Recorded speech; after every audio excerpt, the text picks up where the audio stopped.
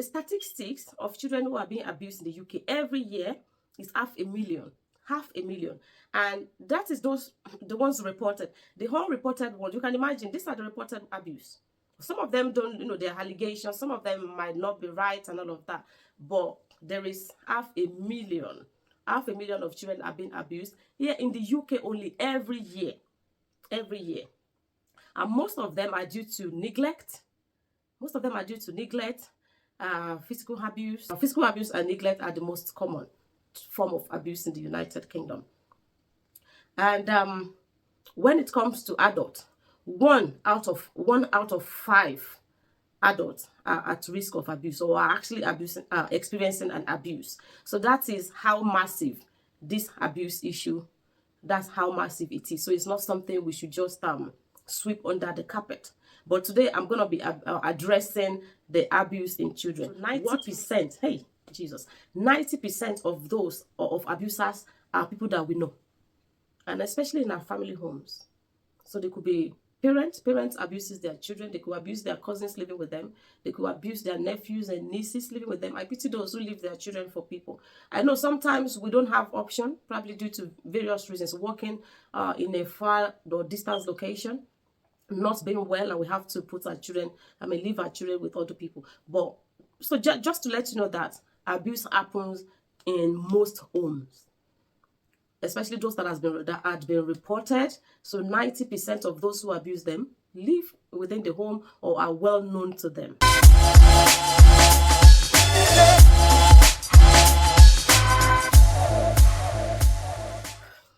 Hi, my lovely people, how are you doing? So this is not the usual type of a YouTube video. I'm quickly going to talk about some of the signs that people see, that the school sees, that the neighbors will see, that will make them suspect that you're abusing your children. I have someone that we talk about this topic that I'm about to share with you. But yes, as it is only me, I'm still going to try and pass the message across. I've heard some parents who are new in the country worried about the social workers taking their children from them. And I did a quick video when I heard that, when I had the conversation with the person, to quickly address it with others who might be worried as well, who might be in that similar situation. And yes, the United Kingdom don't just take away children, which I also said in my previous video. Taking children from people or from parents or from guardians started due to many abuse of children that were reported, and many of this abuse resulted in death of those innocent children. We brought them into the world because we wanted children. Yes, I know some could be accidental, some were through the means that we didn't plan for, but yes, those children are here. And it is our responsibility to look after them, to ensure that whatever mistake we made that has led us to being worried about raising them, that we don't make the same mistake. That these children as well don't end up making the same mistakes. Yes, some mistakes are not planned. Some happen which are not our fault, which I understand. But yes, the fact remains that with others children, they are our responsibility to look after. And all we just need to do is just to trust the process. I know some are struggling, some are hungry, some are upset, some have health issues that they are unable to deal with. Some have different challenges, financial situations and all of that. Everyone has issues that they are dealing with. I understood what our parents went through. I know a lot. I know what they went through to see us to where we are today. Sometimes they are angry, things don't work out the way they've planned, but they still look after us. Yes, I was smacked as a child, and that's part of how we know. That's how our parents knows how to correct us at the time. I believe if they've known better, they would have behaved better. If they've known better, they would have treated us better. Yes, I know some of us still carry this anger in us, and the main issue why we are upset, why we are angry, we end up repeating the same mistake in raising our children. And this is what I just quickly wanted to correct. So like I've said, it's not the usual YouTube video that I do. So yes, raising children is not easy. We all know it's not easy. If whether you have 1 or 3 or 5 or a dozen, it's not easy raising any child anywhere under the planet. Even the rich people knows that it's not easy, and that's why they have many people to help them. That's why they have made some dedicate a particular driver to take their child to school. Some rich people don't even see their children weeks, months, but but they still make that provision. And why I'm saying this is, whether you're rich or poor, there must be something you must be chasing. Back in the days, we know that many of our parents suffer abuse because they don't want to leave the father of their children, due to the stigma attached to leaving their husbands or their partners. Many of them suffered abuse. I don't want my children to do this. And for many of us here in the United Kingdom, and especially those who are just recently coming in and worried when they heard the news about social workers taking children, you've made that relocation decision based on the fact that you don't want your children to suffer, especially those with children. And that's why you've moved. Even the single ones, they made the relocation because they don't want to give birth to their unborn children or raise them in poverty. They wanted greener pasture, which will better their lives and that of the children, or of their children, if they eventually have children or a child. So that's part of the reasons why they've made that decision, unless you've made your relocation decision based on your own selfish interest, which I want to believe that it's not. It's for the future. And what is that future? Is it just till you grow old? The future could be your children or other children that you wanted to support, or other families that are suffering that you wanted to support. So please, I'm quickly going to talk about some of the signs that people see, that the school sees, that the neighbors will see, that will make them suspect that you're abusing your children. One of them is when your children are not well dressed. Your children has to be well dressed. I don't know why we want to wear the whole designers in the world, and then we still allow our children to look like paupers. We need to dress them well.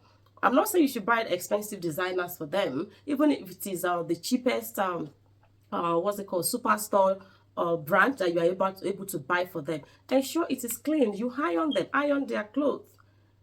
If you can't iron their clothes, ensure it is neatly folded in their chest of drawers, or put on the hangers in their wardrobe, whereby it still it still remains clean and neat. It's not rough. Let your children dress well. That is number one. Wear good shoes for them. Good shoe is very important, especially in school. If you have boys, they play football. I know they spoil those shoes, but please, all we can just do is keep correcting them, but ensure your children have proper shoes. And these shoes, clean them neatly. Get some nice soft clothes. It could be unused clothes, or those clothes that doesn't size or fit your children anymore. The ones they've outgrown, you can use it to clean them. Buy shoe polish. I buy shoe polish for my children. I still buy shoe polish because I want them to look good every day.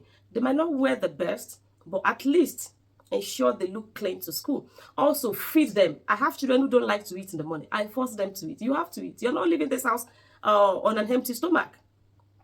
Force them to eat something. I'm not saying literally force feed or open their mouth to feed them, but encourage them. Let them know why they need to eat before going to school. Food provides energy. It's going to give them energy. It's going to make them alert in class. They won't be looking at other people's children, or taking unnecessary snacks from other children who bring their food to school. So ensure they eat, and ensure they have a good packed lunch to school. And if they are eating school meals, pay for their school meals on time. So when children are not well fed, it's going to reflect in the way they behave in school. It's going to reflect in their behavior. And the teachers or the non-teaching staff could easily suspect that something is wrong. Also, teach your children to be well behaved. Let them be well behaved. Don't let them go and be hurting other children, and by the time they are asking them what happened, they will easily spill the beans that mommy has been hurting daddy, or daddy has been hitting mommy. That's not good if that is happening in your family, because remember that children learn by what they see, by what they hear, and what they feel. So let's show them how to live. Let's show them how to be responsible children. Being a responsible children will help them to grow up and become a responsible adult. Not taking them to see the doctor or the GP when it is necessary. Not taking them to the dentist. Children, giving them self-medication and all of that. Let's stop that. I know the GP are busy, but if you notice that these children are unwell, you've given them paracetamol or Capor or ibuprofen and it's not working, seek the doctor's help. Even if it is ringing, is it 111 or 222, whichever one? Yes, so ring the 111 for advice, even if you can't make it to the GP. And unexplained absence in school. These are signs that make people suspect that your child is being abused. Unexplained absence in school. If they are unwell, phone the school, let the school know that this children can't come today because they are unwell, or this child can't come because he or she is unwell. Let the school know, because here in this country it is compulsory that children have to go to school. And when children hurt themselves and the explanation they are giving to the school is different to the explanation that you as a parent is giving to school, that raises eyebrow. That raises concern. No, that's a concern. I'll be wondering, why is the parent saying this and the child is saying something different? Also, let your children respect other people. Let them respect other people. Religion, it is very important. Let your children have a religion. Most of our religion teaches people how to be well behaved. It's not about God, Jesus, and others only. It teaches people how to be well behaved. There are lots of examples, lots of beautiful stories in the Bible that I use for my children. Try them as well. They work. Whenever any of them does anything naughty, I tell them, remember the story of so and so. And they will like, oh yes, that's true, I'm sorry, and all of that. Let your children study the word of God. If they are unable to study, read it for them. Break it down for them. Make it easier for them to relate with. So these are just some of the signs. If a child is constantly disengaging from others, always in a corner because we don't know what has happened to them at home, I'll be suspicious that why is this child not engaging with other children? So that's another sign. So reporting, they don't just take your children from you. And I pray that wouldn't be our lot, it won't be our portion. But please, as parents, let's be careful. Let's look after our children. Let's provide them the basic needs of life. Clothing, wearing appropriate clothes for the weather. Are they wearing warm jackets when it's winter? Are they wearing light clothes when it's summer? So think about all this. And I wish you all the very best. And may God keep us and keep our children. Thank you for watching. God bless you. Bye for now. Deborah.